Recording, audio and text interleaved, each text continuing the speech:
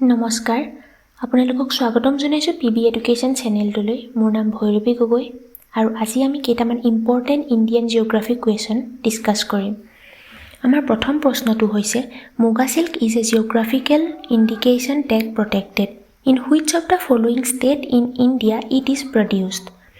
মুগাপাট কাপোৰ আমি সকলোৱে চিনি পাওঁ, কিন্তু এই মুগাপাটক জিঅ'গ্ৰাফিকেল ইণ্ডিকেশ্যন টেগ অৰ্থাৎ GI টেগ প্ৰদান কৰা হৈছে।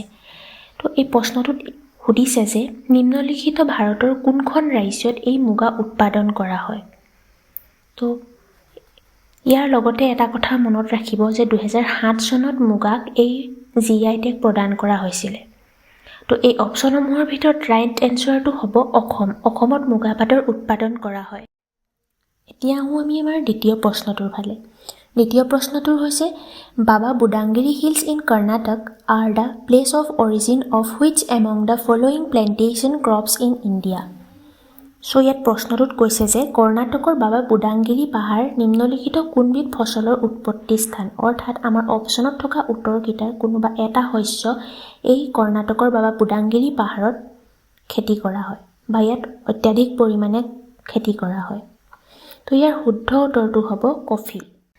আমাৰ 3 নম্বৰ প্ৰশ্নটো হৈছে the controversial Sindol hydro' power project is located in which among the following state of India. ইয়াত আমাক সুধিছে নিম্নলিখিত ভাৰতৰ কোন ৰাজ্যত বিবাদপূৰ্ণ চিন্দল হাইড্ৰ' পাৱাৰ প্ৰজেক্ট স্থিত। হাইড্ৰ' পাৱাৰ প্ৰজেক্ট অৰ্থাৎ জলবিদ্যুৎ প্ৰকল্প, গতিকে ইয়াৰ শুদ্ধ উত্তৰটো হৈছে উৰিষ্যা। এতিয়া আহোঁ আমি আমাৰ 4 নম্বৰ প্ৰশ্নলৈ।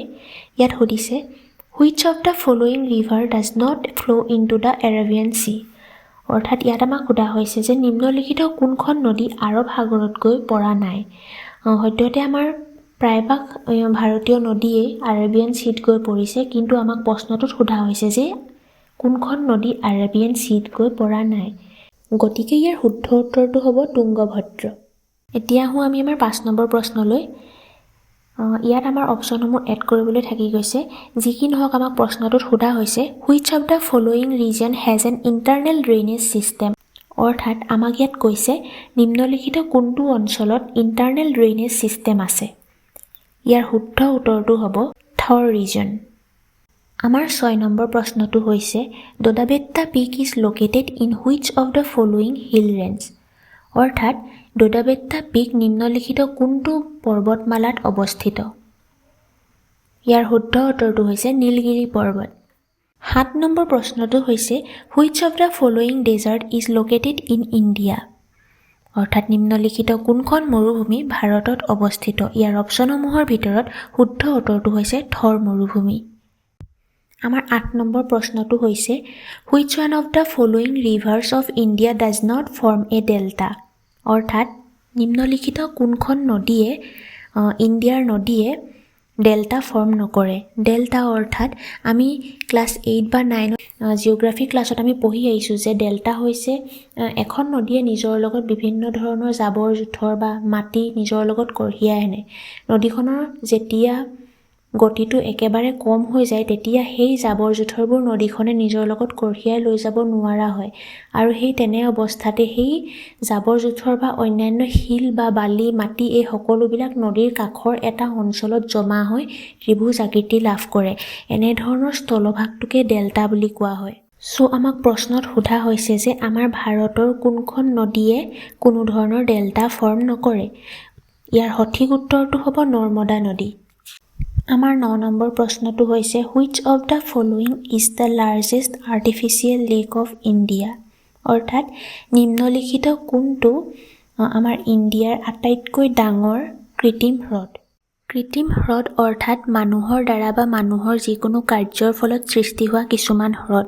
যেতিয়া কোনোবা এটা অঞ্চলত খৰাং পৰিৱেশৰ সৃষ্টি হয় বা অন্যান্য জিঅ'গ্ৰাফিকেল কিছুমান প্ৰব্লেম আহি পৰে, তেতিয়া এনেধৰণৰ কৃত্ৰিম হ্ৰদবিলাক মানুহৰ দ্বাৰা সৃষ্টি কৰা হয়। তো এই প্ৰশ্নৰ শুদ্ধ উত্তৰটো হ'ব ধেবৰ। ধেবৰ নামৰ ঠাইডোখৰত আটাইতকৈ ডাঙৰ আৰ্টিফিচিয়েল লেক অৰ্থাৎ কৃত্ৰিম হ্ৰদটো আছে।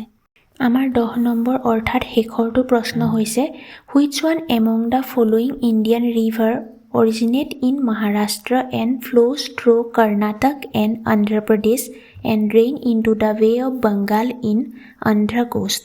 অৰ্থাৎ আমাক ইয়াত সুধিছে যে ভাৰতীয় কোনখন নদী মহাৰাষ্ট্ৰত উৎপত্তি হৈ কৰ্ণাটক আৰু অন্ধ্ৰপ্ৰদেশৰ মাজেৰে বৈ আহি আন্ধ্ৰা কোষ্টৰ বে অৱ বেংগালত আহি পৰিছেহি।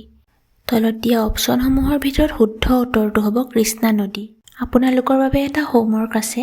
প্ৰশ্নটো হৈছে which of the following river is the longest tributary of the Brahmaputra river. অৰ্থাৎ নিম্নলিখিত কোনখন নদী ব্ৰহ্মপুত্ৰ নদীৰ আটাইতকৈ দীঘল উপনদী। তো এই প্ৰশ্নটো আপোনালোকে সকলোৱে কমেণ্ট বক্সত জনাব। যদি আপোনালোকৰ ভিডিঅ'টো চাই ভাল লাগিলে তেনেহ'লে লাইক কৰিব। ধন্যবাদ।